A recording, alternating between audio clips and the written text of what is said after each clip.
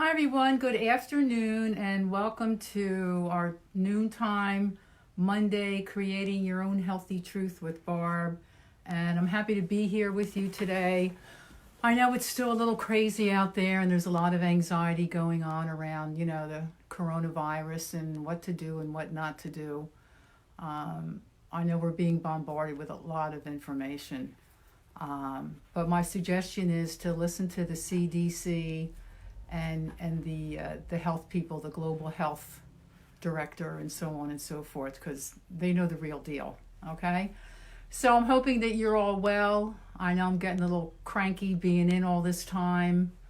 I love my house, but it's nice to come home to and all that, but to be in it 24/7, it's a little crazy. Thank God I got my kids home and my partner's here, and we get to spend some time together.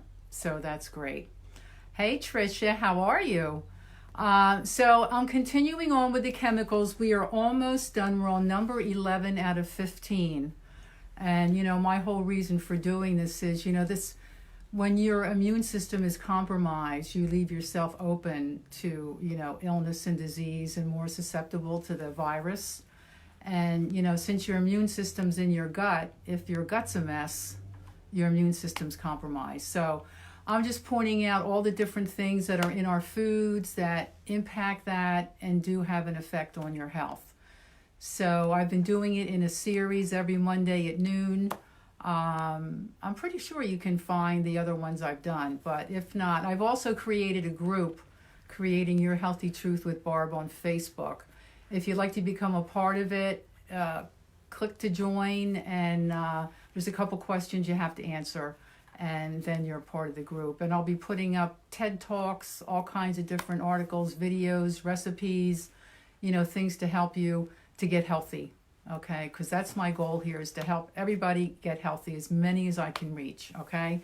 So, okay, let's get started, because I don't like to do this for a long period of time, because we all know after a few minutes, everybody's like, phew. So I want to get you before you check out, all right? Okay, so today is food dyes. I'm sure we all know, well, maybe we don't know. I can't assume anything. But there are a lot of food dyes in our foods, obviously. And I use this book from the Food Babe. I love her. She's the one that has held a lot of corporations to task. Hey, Joanne. Hey, Josephine and Rick. Oh, and Diana. Cool. So she really took the food companies to task. She's the one that had Kraft change their recipe. She found out that they were making a healthier version for the UK without any dyes or GMOs or anything, but they were still feeding us the one with all the pesticides and poisons and stuff. So they changed their color, was their headline in the paper. And hi Elaine.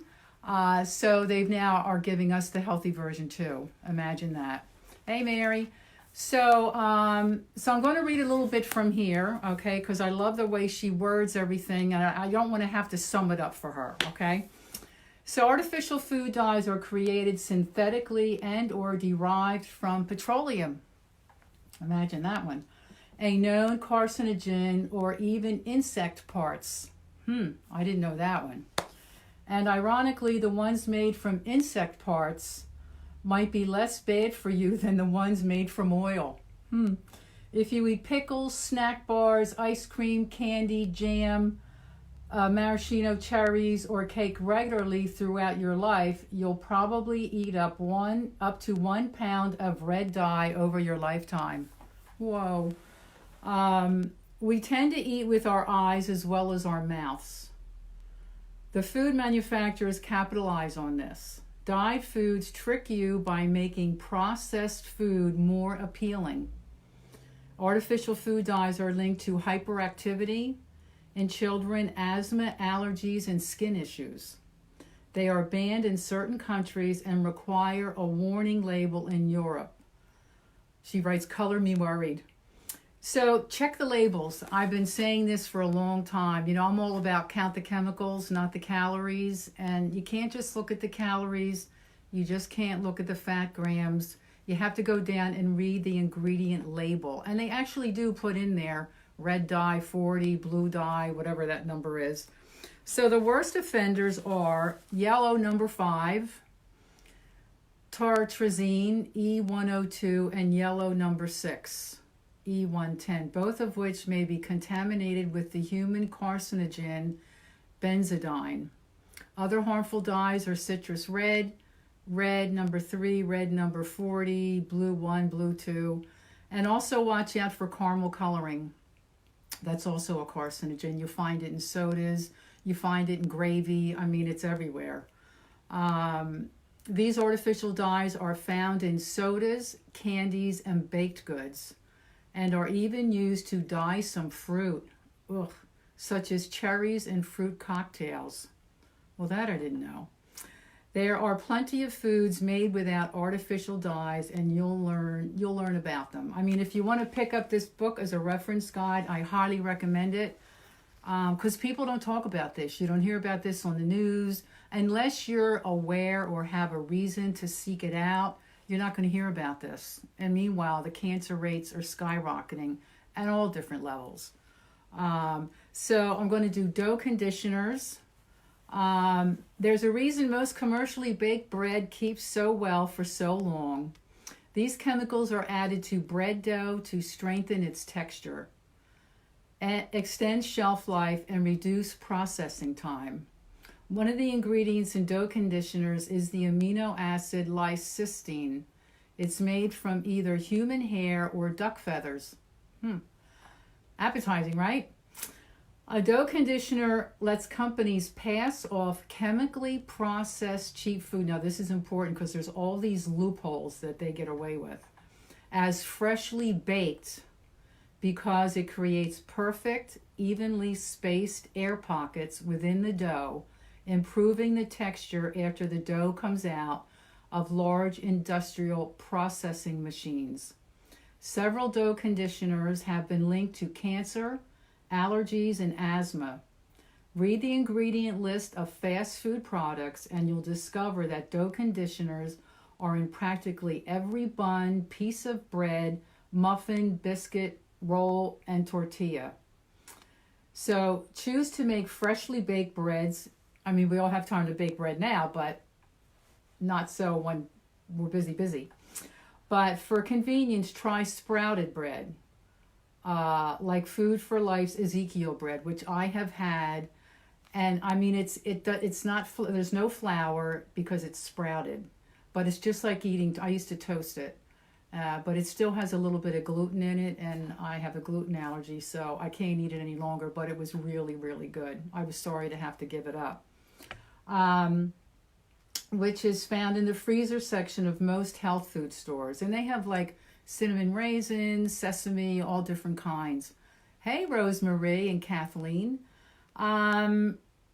So always check the ingredient list of store-bought baked goods. Look for dough conditioners or specific names like, now I'm not going to be able to pronounce this, but I'm going to give it a shot. Azodicarbonamide. That's the yoga mat chemical. She's the one that went after Chick-fil-A, McDonald's for using an ingredient that's used in yoga mats to make it like spongy in their buns and breads, and Subway too also. And it's the yoga mat chemical and datem, DATEM, potassium bromate, monoglycerides, and diglycerides, which I talked about on my last segment, because monodiglycerides also are trans fats. But this is the loophole. This is how they get away with it. Because oil and water can't mix together, obviously we know that, but if they add an emulsifier to the mixing of it, it will, okay? And because they use this monodiglyceride as an emulsifier, they get away with putting no trans fats on the outside of the box because they're using it as an emulsifier. So there you go, our government at work. So, and then there's, I'm going to do this quickly, carrageenan, which is a seaweed, okay? And, but it is, I'll tell you about it.